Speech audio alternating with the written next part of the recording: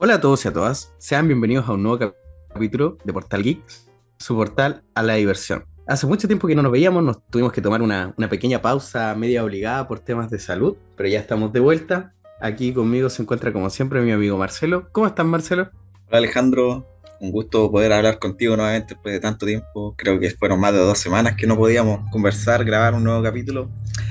Eh, Justamente. sí, estoy bien, bastante bien con mis temas de siempre, mi estudio. Últimamente estoy trabajando bastante, trabajo esporádico, así que me he mantenido bastante ocupado. ¿Y tú, Alejandro, cómo has estado? Todo bien, ahora recuperándome, estuve con una laringitis que me dejó, pero literalmente afónico, no podía hablar, pero nada de nada. Y recién ahora me vengo como a recuperar, obviamente para poder retomar todo este proyecto que estábamos construyendo, íbamos súper bien, pero que por temas de salud no tuvimos que tomar una pausa. Bueno, luego de, de dar las disculpas correspondientes, como es la costumbre, ¿nos podrías decir de qué vamos a hablar el día de hoy? Bueno, Alejandro y queridos audio escuchas, el día de hoy quisimos traer a la palestra un tema bastante, no sé si decir que delicado, pero que seguramente va a causar algún tipo de sentimiento negativo en las personas, en especial en las personas que no les gusta el cambio, que no les gusta o que son bastante retrógrados, que les gusta las cosas más vintage. Hoy día queremos hablar de un poquito de cómo es la evolución de los juegos, cómo eran los juegos antes contra de cómo son los videojuegos actuales. Para eso la idea es conversar de hartos tipos de tópicos o ideas centrales que son parte, digamos, de cada videojuego, como es la música, los gráficos, la historia, la jugabilidad, entre hartas cosas. Así que esperamos que el capítulo salga bastante fluido porque la idea es conversar de estos temas porque, bueno, nosotros como piensa mucha gente no somos tan viejos, somos bastante jóvenes, pero creo que tenemos harto recorrido en videojuegos de todo tipo, desde lo más moderno hasta lo más antiguo, así que creo que podemos conversar bastante de eso. ¿Sí o no, Alejandro? Claro que sí, la idea es poder hacer una especie de recorrido abarcando los cambios más importantes dentro de los videojuegos. Apreciar estos cambios de cómo ha ido evolucionando la industria en diferentes aspectos, en diferentes apartados, como dices tú, tópicos que vamos a poder conversar el día de hoy. Sí, Y lo primero que me gustaría partir comentando, yo creo que es lo más obvio, primero que uno aprecia como un cambio, y la verdad es que la tecnología con el avance de los años ha permitido cada vez ir definiendo más los gráficos en algunos casos hay excepciones. sí, bueno, como dice Alejandro, todos conocemos que los primeros juegos eran en píxeles bastante limitados, correspondientes a lo que era la tecnología de su época. Vamos a sacar a la palestra los juegos antiguos más clásicos, yo creo como para dar un poco de contexto. Pongamos así uno de los primeros juegos, el Tetris, ya que es uno de los más conocidos, que si bien su jugabilidad era bastante entretenida, nada que decir, una revolución para la época, marcó un antes y un después en lo que eran los videojuegos. En gráfica, los primeros, bueno, dejó mucho que desear porque eran solamente figuras geométricas que iban encajando, ¿cierto? Por lo general en pantallas monocromáticas y con una música pues, que la verdad es bastante singular, un tema podríamos llamarlo épico de alguna forma y que también es muy representativo de lo que es la industria de los juegos, pero como venía diciendo, los gráficos para la época supongo que estaban bien, no se le podía pedir mucho más, Lo que pasa es pero que los sí, videojuegos en ese tiempo estaban recién surgiendo, era como algo súper novedoso, por así decirlo. Igual, en el país donde surgió el Tetris, que en esa época tal vez no era tan permisivo, lo que se podía explorar, sí fue un juego súper exitoso. La jugabilidad fue lo que se superpuso a los gráficos, por así decirlo. Pero ya después, obviamente, la industria fue siendo más permisiva, fue más creativa, entonces ahí fue donde surgió el cambio gráfico. Y es por eso que está el hecho de pasar por los 8 los 16 los 32 los 64 bits poligonales y 3D, po, a lo que está como súper definido hoy en día los juegos en 4K. Entonces, en algunos casos yo creo que se permitían gráficos más simples, cambiándolo por una jugabilidad o más adictiva o más entretenida. Bueno, y eso es algo que de cierta forma se ha mantenido hasta el día de hoy. Hay juegos que son bastante sencillos y entretenidos y que no necesitan efectivamente tener grandes gráficos o grandes expectativas. Se me viene a la mente uno de los sucesores, no quiero decir sucesores, no es la palabra correcta. Es uno de los juegos inspirados gran parte en lo que es el Tetris que tuvo su momento de apogeo, ahora está bastante en declive, que es el Candy Crush y sus derivados. Que la verdad la jugabilidad es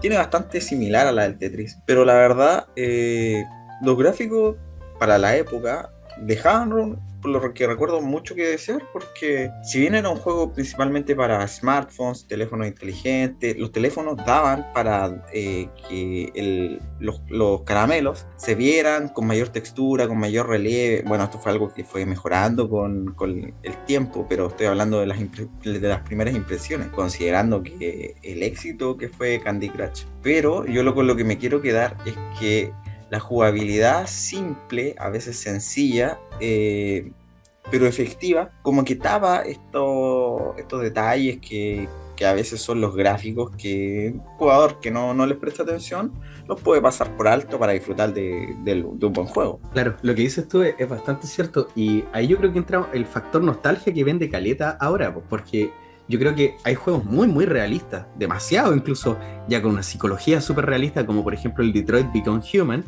pero la nostalgia siempre va a vender más, po.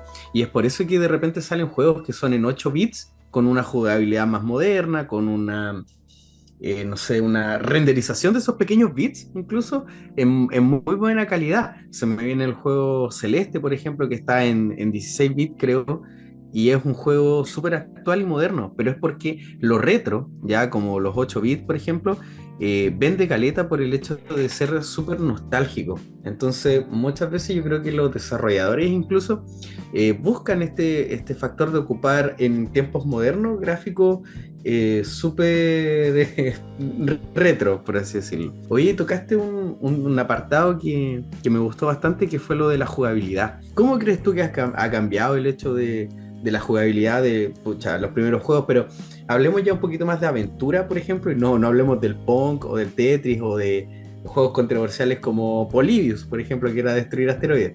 Hablemos ya, por ejemplo, ya del Super Mario Bros. Original hacia adelante. ¿Cómo has visto tú el cambio de la jugabilidad en la industria? Bueno, lo que pasa es que el Super Mario Bros.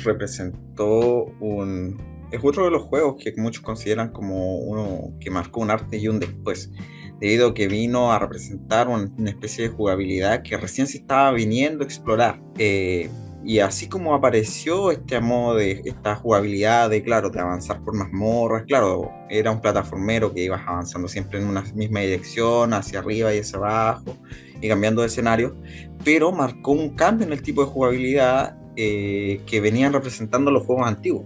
Estos juegos que veníamos mencionando, el Pong, el Tetris y todos los demás, la verdad se jugaban con un máximo de, no sé, 3 botones, 3 teclas, no sé, otros comandos, no sé cómo decirlo de otra forma. Una palanca y dos botones. Una O palanca, uno. claro, una cosa así, no, porque no necesitabas más. Fueron apareciendo nuevos tipos de videojuegos como ya estamos hablando del Mario, hagamos el Mario, que a veces representaban tener que utilizar más combinaciones de palanca, de botones, de teclas, de lo que sea que donde estuvieras jugando. Y por lo mismo, eso iba presentando un nuevo tipo de, para no repetir la palabra, de comandos o de habilidades o de posibilidades que se podían hacer en el juego, y por lo tanto empezaron a considero yo, a experimentar más con nuevos tipos de juegos. El Mario, Yo creo sí, que lo que dices tú se refleja mucho en los juegos de pelea. En donde yo creo que lo que querías decir ahí eran los combos, ¿cachai? Las combinaciones de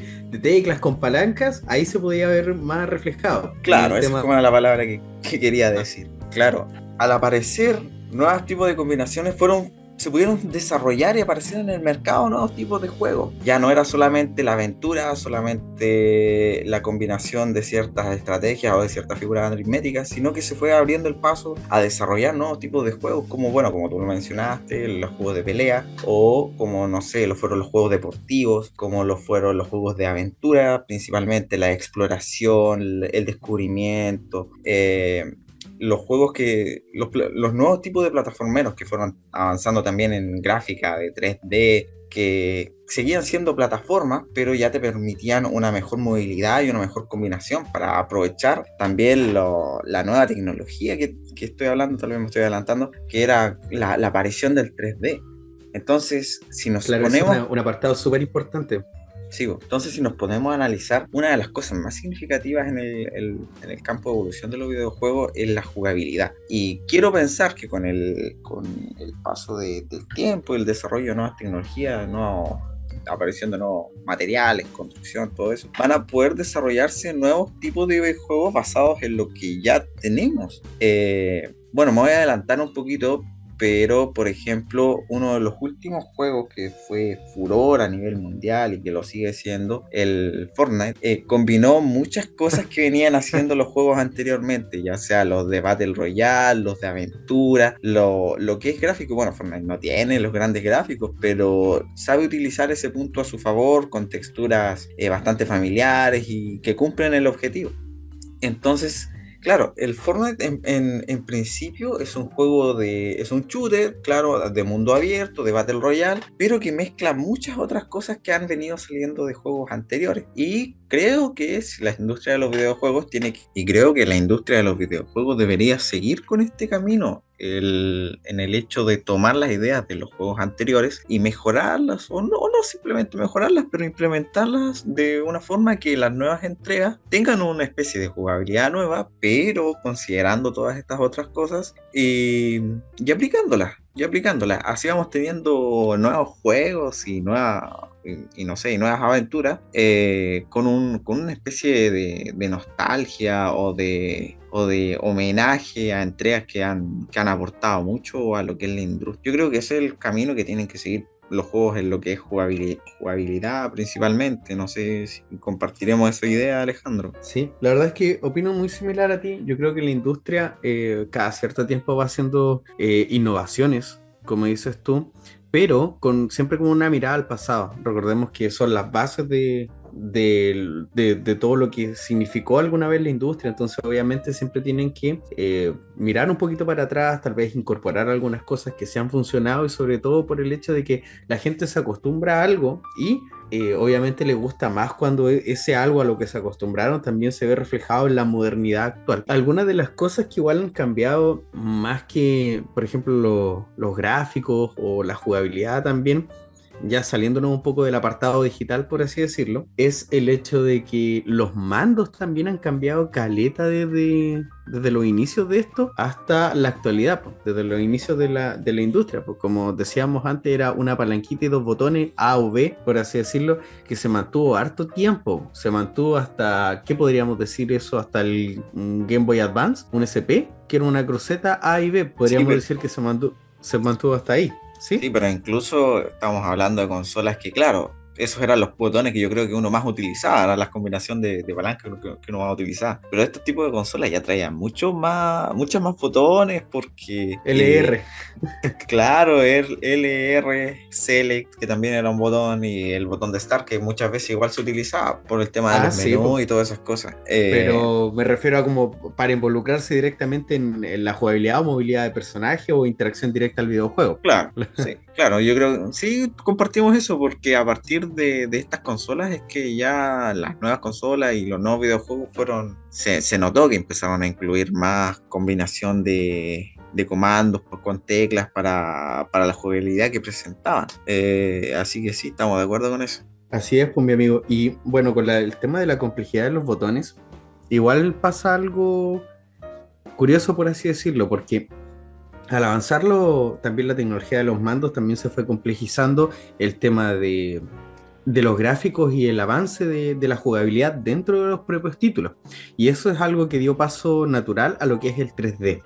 Y yo creo que el 3D aumentó o dio más espacio a poder salir un poco de la linealidad, por así decirlo, de los juegos anteriores o de la primera instancia, en donde la mayoría de los juegos era por etapas lineales. En cambio el poder explorar los tres planos de las dimensiones, ¿cierto? Dio la posibilidad de hacer mapas más grandes, más explorables, lo cual generaba tal vez no una mayor dificultad, pero sí mucho más posibilidad de poder expandir el juego, por así decirlo, y dar esta sensación de que los juegos eran más completos, más grandes, se podían disfrutar, habían misiones secundarias, la historia se podía hacer más grande, cosa que en los juegos anteriores es muy complejo y es, o sea, muy distinto, muy complicado de hacer con la tecnología anterior. Y esto lo podemos ver en los speedruns, que los juegos de antes se pueden terminar, por ejemplo, Super Mario,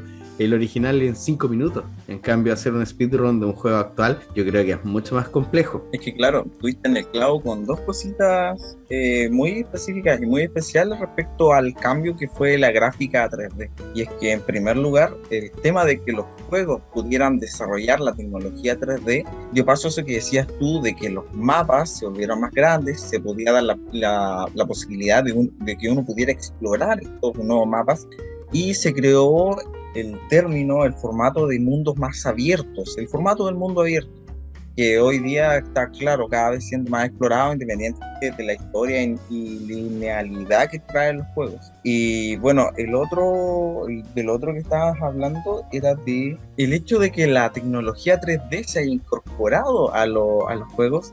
Imposibilitó eso que tú decías de los speedruns, porque a mayor calidad de gráficos, mayor cantidad de mapas, los cambios de escenario, los cambios de escenografía, o como quieran llamarlo, hacen que el procesador de cada consola, de cada juego, de cada etapa, de cada mapa, le vaya sumando tiempo al juego, y por lo mismo fue imposibilitando, complicando lo que se conoce como speedrun. No quiere decir que no se hagan. Yo, por ejemplo, siempre me encuentro en plataformas como Twitch o Facebook, gente haciendo speedrun de juegos por lo general en 3D. Últimamente estoy mirando varios del Thor Ragnarok, del último, ¿Ya? para, Sí. en parte porque no voy a jugar ese juego por tema de economía, y y porque me llama la atención de que, a pesar de que el juego tiene muy poco de que salió, se están haciendo estas cosas, y la verdad es que le sacan bastante provecho a lo que es el juego.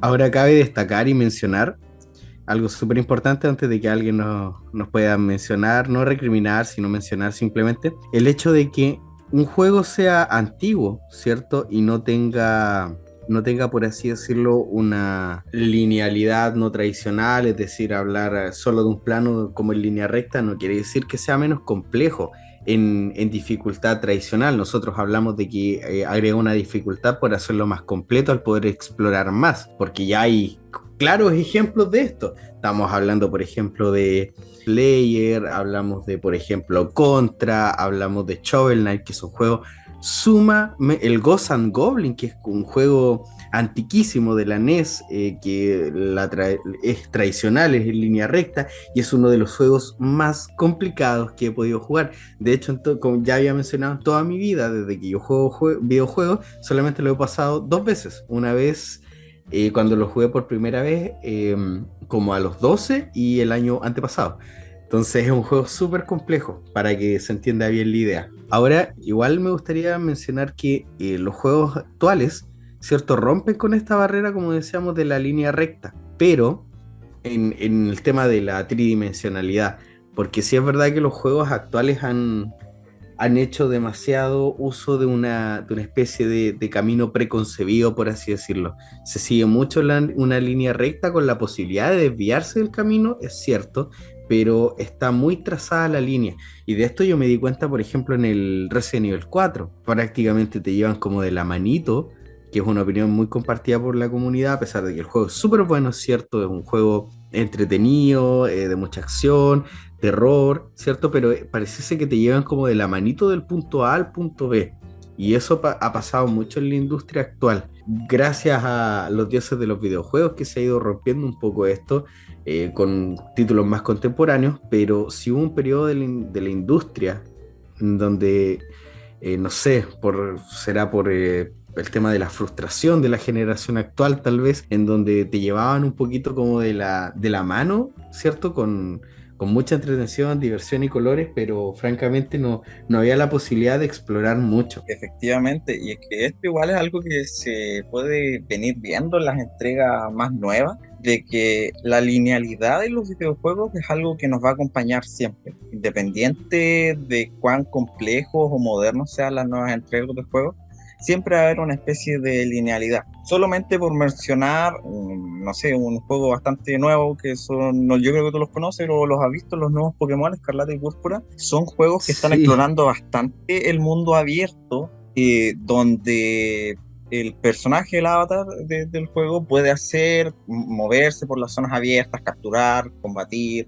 todo lo relacionado a Pokémon, explorar, pero ¿no? a pesar de eso, tiene su modo historia, por decirlo así, como todos los juegos, en los que siempre vas a seguir tienes que ir a para después ir a B, una linealidad, independiente del mundo abierto que se puede presentar. Lo mismo lo vengo viendo en lo que venía mencionando de los gameplays del Thor Ragnarok, de que el juego tiene unos gráficos increíbles, una historia bastante buena y en cierto modo hay mapas y locaciones en las que uno puede explorar y salirse un poco de la historia. Va a llegar un momento en que tienes que seguir la linealidad que te presenta el juego, porque si no, no hay mucho que hacer y bueno, eso es parte del juego y de los juegos en general y como decía, nos va a seguir acompañando de una u otra forma en las siguientes generaciones de juegos.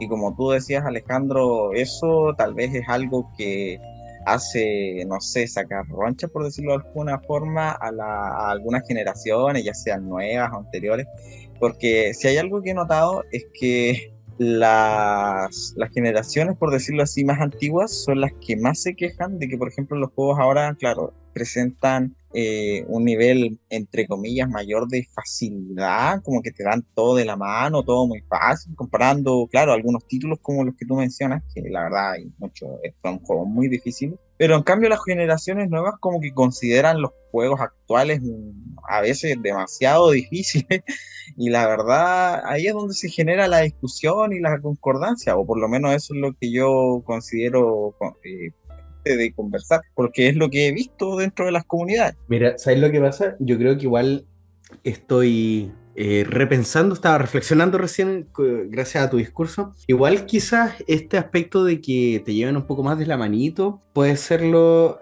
causado igual porque antes no había tanto acceso como información complementaria para tu juego, po. Es decir, lo que uno puede haber pensado en ciertos juegos de que uno que había que investigar, que tenía que recorrer cada parte, igual se podía deber a que tal vez no había tanto, por ejemplo, acceso a internet o tal vez no había tanto gameplay porque no estaba muy explorado el género. Yo al menos alcancé a conocer juegos que venían con manual. Entonces, igual no todos lo leíamos. Y quizás estaba pensando recién en eso, quizás puede haber sido un factor súper importante para apoyar esta idea que estábamos desarrollando. Recién se me estaba ocurriendo. Pero claro, los juegos actuales, o no sé, desde qué periodo lo podríamos definir? Desde 2015 en adelante, sí que son un poco más guiados que los anteriores en donde había que investigar. Igual se le quitó ese como aspecto medio críptico que tenía la investigación en cada juego. Y oye, ya que estábamos hablando ya como de los cambios dentro de la industria, ¿qué títulos tú crees que representan más o menos como ya un cambio de generación de etapas? Así como se podría decir de complejidad, gráficos, modalidad de juego. ¿Qué títulos encuentras tú que son como, de aquí para adelante se marcó un antes y un después? Mira, yo me voy a quedar, para como responder con tu pregunta, con dos títulos que la verdad el primero tal vez no es muy conocido, bueno, yo creo que es conocido, pero no creo que mucha gente lo haya jugado, que fue el cambio que representó el Metroid Prime, perdón, cuando salió la GameCube. Hay que recordar que Nintendo pasó de la Game Boy Advance con el Metroid Fusion directamente a la GameCube. No hubo un Metroid para la Nintendo 64. Y como muchos sabrán, el Metroid es un juego que hasta el Metroid Fusion era un plataformero en dos dimensiones, donde Samus, el personaje principal, se movía de izquierda a derecha, de arriba hacia abajo, cumpliendo las misiones, avanzando en las diferentes mazmorras, las diferentes naves espaciales o planetas, sea cual sea. Sin embargo, en el Metroid Prime se exploró el paso a Samus y a los entornos de los planetas a un 3D bastante, claro, primigenio, bastante cuadrado, pero se logró un resultado bastante bueno y yo creo que eso se debe en primer lugar porque, claro, no hubo un Metroid para Nintendo 64, entonces tuvieron bastante tiempo para desarrollar una buena entrega del Metroid. Y en segundo lugar, las transiciones y la movilidad que se presentó con Samus, la Casa Recompensa, quedó bastante o dejó bastante satisfecha a la comunidad en general. Eso me incluye. Por lo que he sabido, una de las mayores complicaciones o mayores, por decirlo de alguna forma, retos que tuvo Nintendo al momento de desarrollar el Metroid Prime era la transición de Samus a la Morph, que Samus, para los que no sepan, se puede hacer bolita para, para atravesar ciertos espacios pequeños o escalar en ciertas paredes. Y esa es una transición que les quedó muy bien.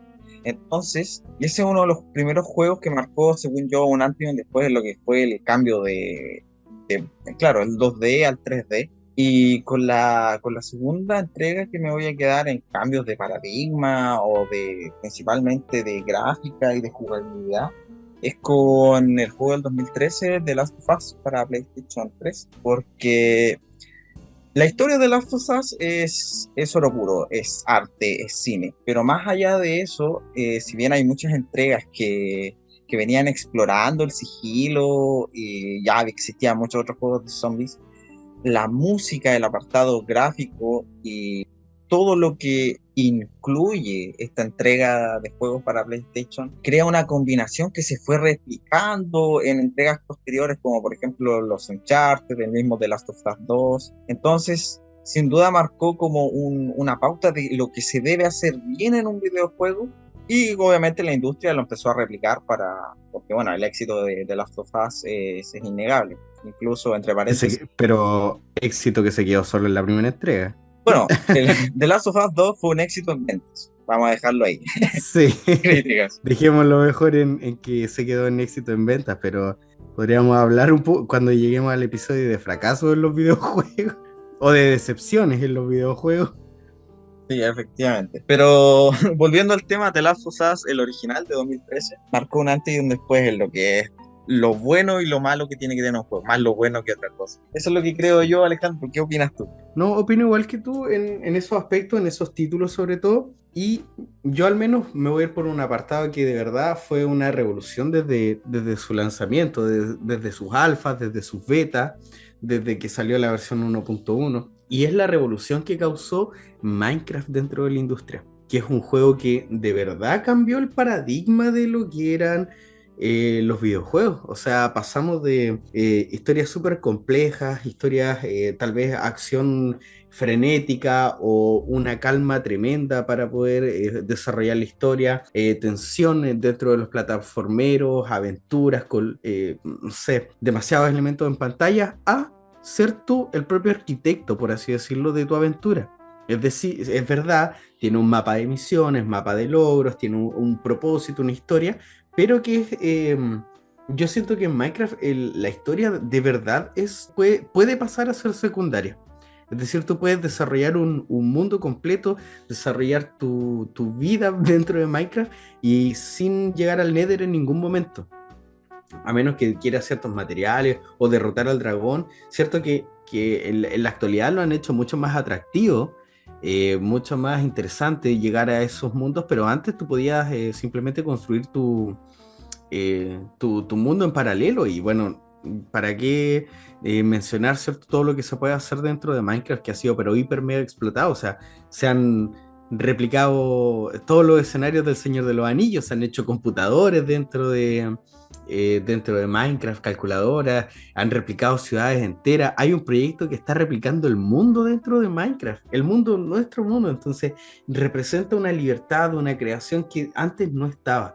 Los juegos de construcción no eran tan tan explorados, o sea, tan desarrollados, con tanta atención. Otro de los juegos que me ha llamado mucho la atención en este último tiempo es el Project Zomboid, que es un juego que llevó el realismo a su máxima expresión, como fue el Tarkov también dentro de los shooters, en donde todo te afecta, todo para sobrevivir, cualquier cosa puede afectarte, correr de más, no tomar agua, comer en exceso, tal vez no comer, una herida se puede infectar y te puedes morir. Entonces ese realismo dentro de la industria igual se agradece, igual es bueno, igual agrega nuevas sensaciones y nuevas experiencias.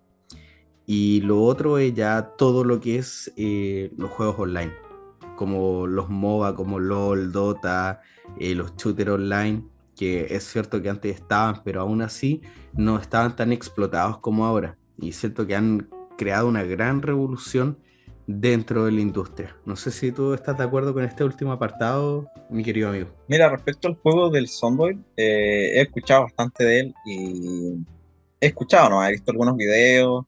Sé que es como, yo lo encuentro muy parecido a lo que es tipo Sims, por cómo se juega, Sí, pues, sí. ¿sí?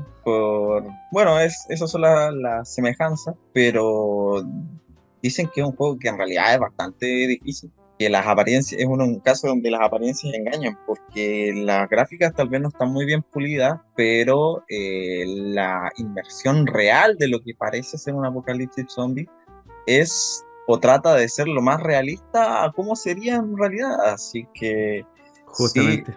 por lo que he escuchado, no lo he jugado, pero por lo que he escuchado, efectivamente es un juego que está marcando bastante firme y eso que ya tiene un tiempo, según sé. Y bueno, los juegos online es algo que sí o sí marcó un antes y un después. La llegada del internet y de las conexiones multimedia, el modo multijugador es algo que se desarrolló hace bastante tiempo, se ha ido puliendo. En estos momentos se podría hablar de que el modo multijugador es algo que tiene que ir sí o sí en cada juego, ya Sí. sea, Y ojalá de la manera más pulida posible. sí, porque si no, ahí sí que saltan los de siempre a tirar Claro. Hate. garabatos.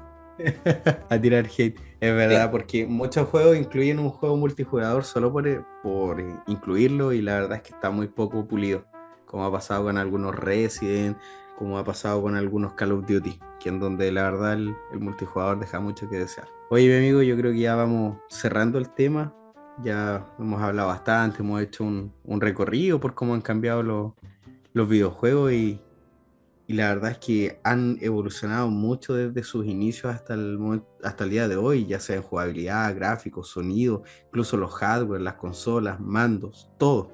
Hasta los monitores, los que se juegan hoy en día son bastante diferentes a cómo se jugaba antes. Y bueno, yo creo que los juegos, si bien han evolucionado mucho, van a seguir evolucionando, eso es algo innegable.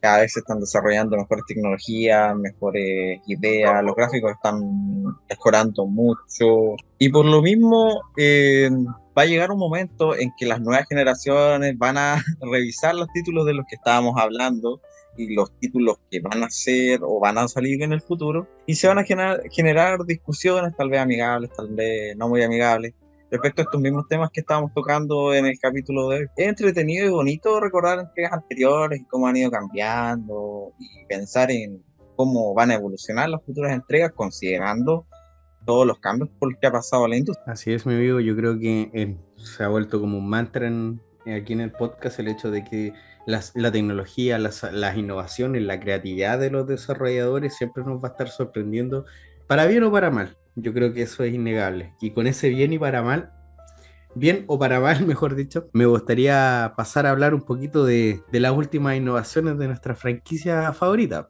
¿Qué ha opinado usted? ¿Qué opiniones, qué visión tiene usted de la última entrega de Pokémon? Bueno, algo adelanté ya.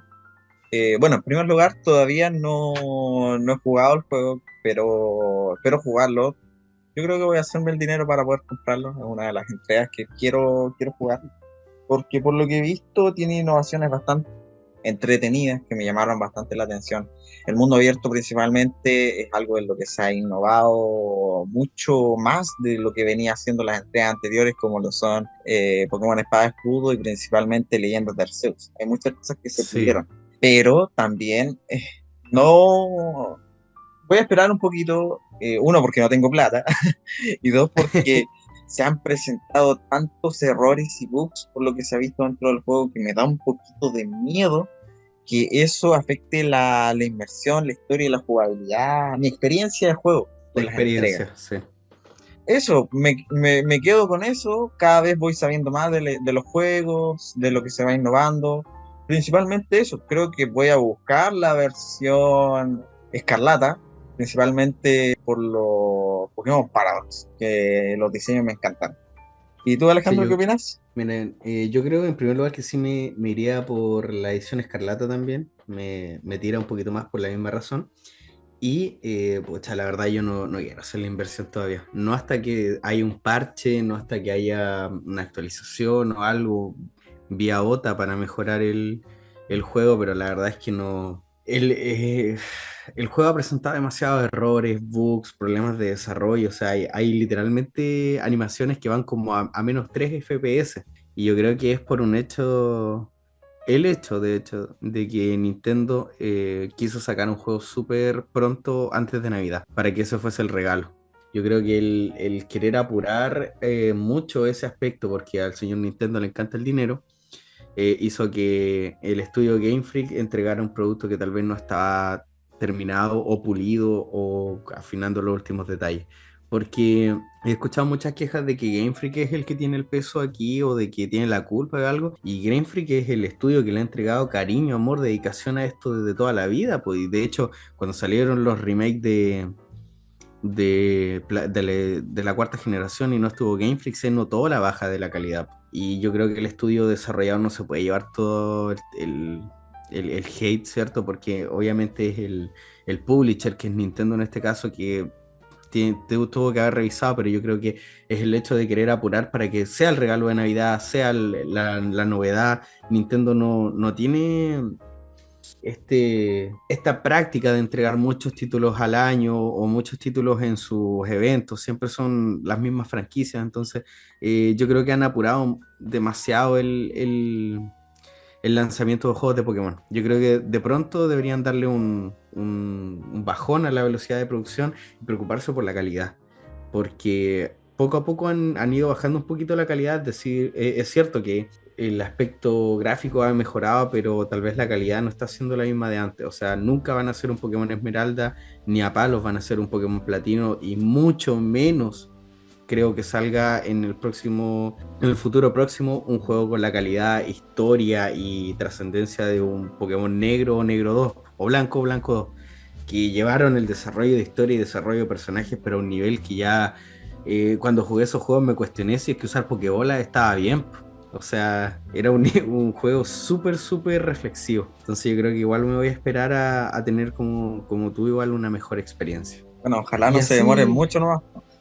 sí, pero por favor que solucionen eso, porque he visto unos bugs en donde puedes farmear 50.000 legendarios, subir rocas que no deberías, aplicándole reversa, un montón de cosas. Ese juego va a haber mucho speedrun debido a los bugs. Y ya con eso, mi amigo, yo creo que podemos hablar un poquito, distendernos, salirnos un poquito de la pauta, un poquito del tema, hablando un poquito de algo nada que ver con los videojuegos. ¿Cómo has estado con tus series, con tus películas? ¿Has visto algo de lo nuevo? Marvel, DC, series en general, HBO, Disney Plus, Netflix, lo que sea, Cuevana, El buen Cuevana. Torrent. No, mira, en serie últimamente no estoy mirando series, principalmente porque no tengo tiempo. Puedo decir que fui a ver la última película de Marvel de Black Panther. ¿Qué tal? Me gustó, no sé si tú la has visto. No la he visto. Yo estaba con el vecino de Maro. Yo vi la última de DC. No Ya, yo sé si es también la que la vi. viste. Ya ahí vamos a llegar Ya. ahí. Y bueno, me gustó, sí, tiene, bueno, hay los gráficos y el CGI, perdón, está muy bien pulido, creo, dentro de lo que es una película de Marvel, obviamente. No se puede pedir Ya. perfección, pero está todo dentro de la norma, ¿ya? Del paradigma. El personaje de Namor, yo creo que es un buen antihéroe.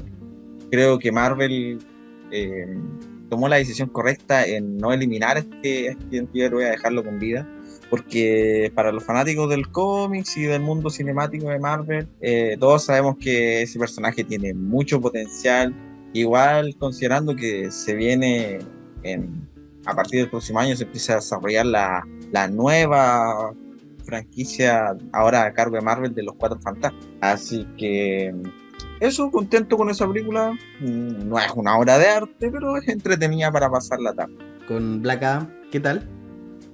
Me entretuvo, pero esperaba más. Creo que uno de sus puntos fuertes fueron los gráficos, que creo que es Sí, la película muy buena. de DC hasta el momento con mejores gráficos, y creo que superó incluso al Snyder Cut en ese sentido.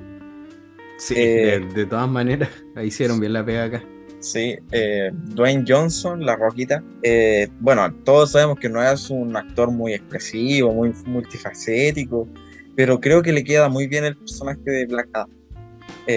Porque bueno, Black Adam, como el artillero que es un personaje serio, un personaje que no demuestra mucho y que, bueno, es un musculoso muy poderoso. Así que yo creo que ahí Sí. el casting estuvo perfecto. Cinematográficamente a mí me gustó este Black Adam. Sí encuentro que tiene un buen desarrollo. A mí me molestó un poco el hecho de, o sea, entiendo, 5.000 años metido en una piedra y todo, bla, bla, bla, todo lo que podemos ver. Pero siento que este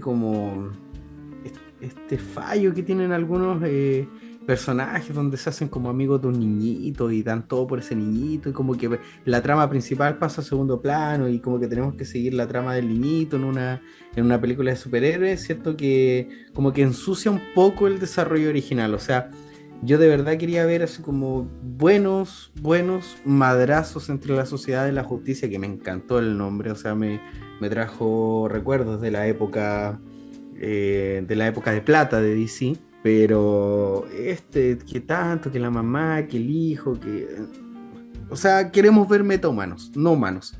Para humanos puedo ver otras películas, pero para metahumanos quiero ver esto.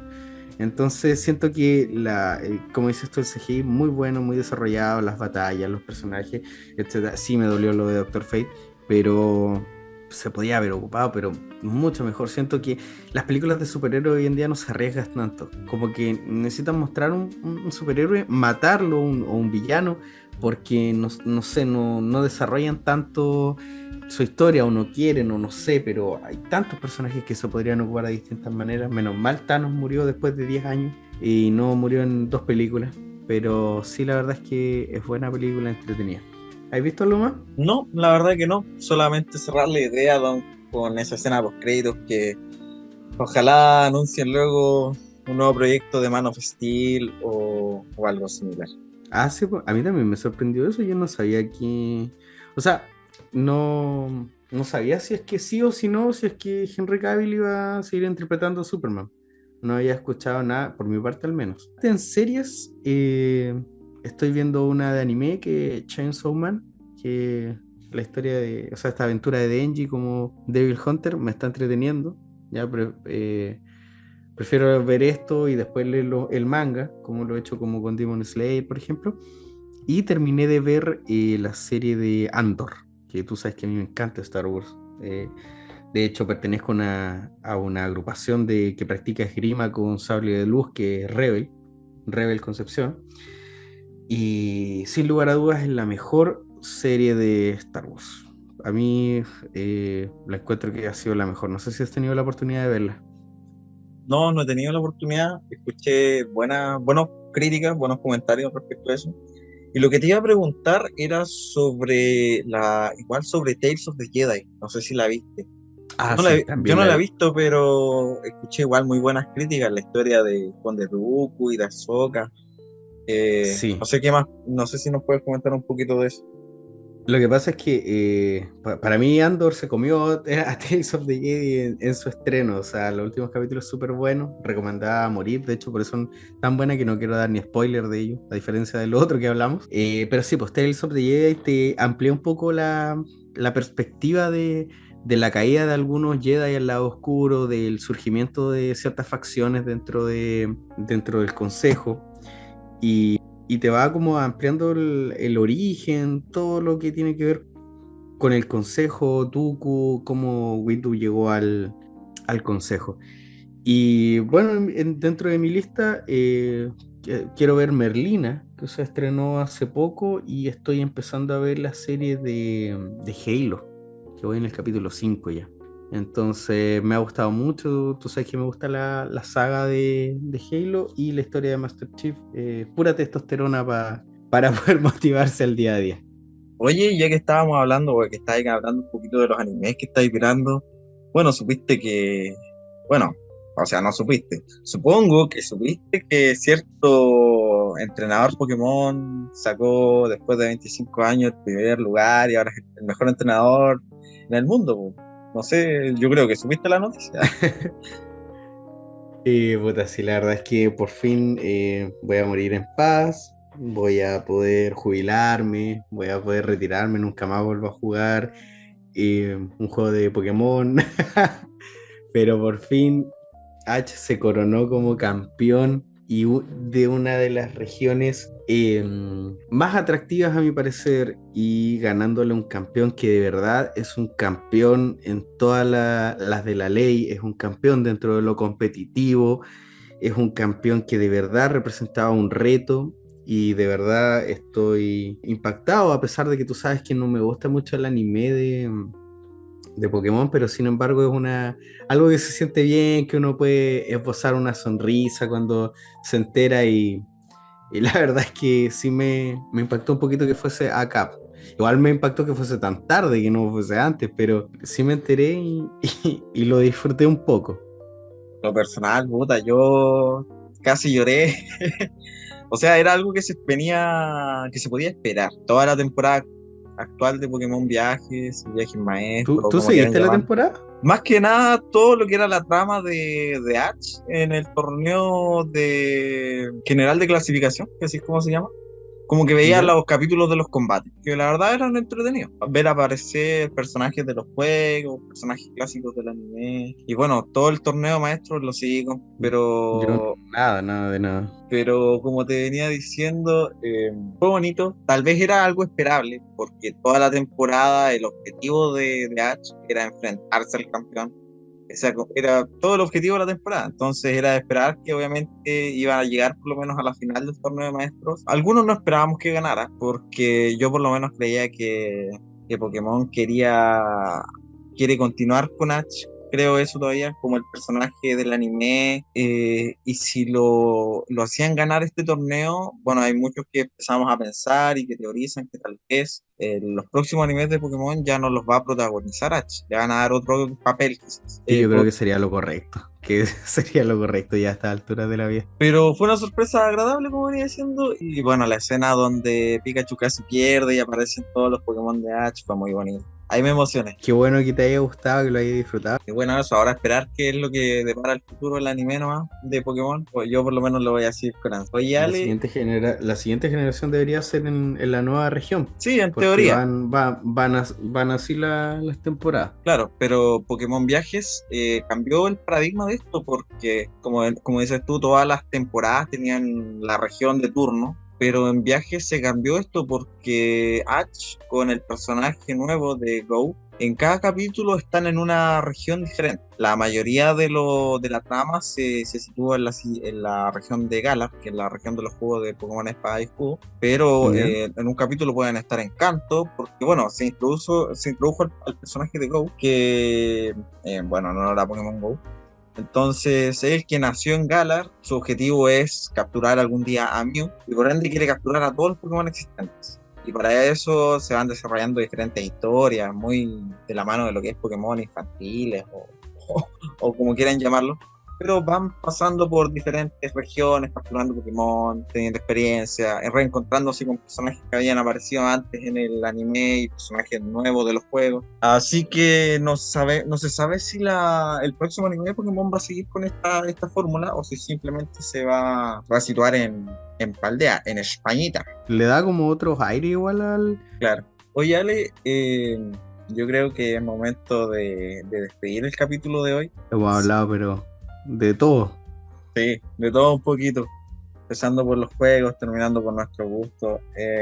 Creo que lo corresponde, tú tiraste la idea, hablar muy pronto de lo que son los fracasos de los juegos y las decepciones, porque ahí vamos a tocar hartos temas que están en la palestra. Y bueno, da material para hartos capítulos, creo yo. Aparte Sí. de que creo yo que podríamos empezar a hablar de esto más seguido, igual de lo que es gustos, series, geeks. No sé qué opinas tú. Me parece totalmente una buena idea. Yo creo que le daría de que el podcast sea un poco más completo, poder abarcar más gustos, poder hablar de salirnos un poco del espectro de los videojuegos, pero sin perder la identidad propia del inicio de este proyecto. Entonces, me parece súper buena tu conjetura. Oye, mi amigo, un gusto haber compartido nuevamente contigo, un gusto haber podido recorrer este cambio por los videojuegos, cambio dentro de la industria, haber conversado de lo que estamos viendo. No sé, pues nos trae emoción a nuestra vida, de lo que nos trae alegrías al niño que llevamos dentro en nuestra infancia. Así que te agradezco estar aquí, agradecido también con todos los auditores y auditoras que nos escuchan. Perdón por habernos ausentado un tiempo, fue por problemas de salud. Y muchas gracias por escucharnos a los fieles audio escucha. Bueno, no está de más recordarle que tenemos redes sociales, Instagram, YouTube, TikTok, como portal-gip-podcast, y los invitamos a visitarnos en nuestros principales canales de difusión del podcast, que son Spotify, Apple Podcast y YouTube, como Portal Gip Podcast. Alejandro, nuevamente, que estés muy bien. Un gusto haber conversado contigo. A cuidarse para no enfermarse. No Nos andar estamos a viendo patapelar. nuevamente. Sí, pues, por favor. Ya, mi amigo. Muchas gracias. Gracias a todos y a todas. Y nos vemos en el próximo capítulo.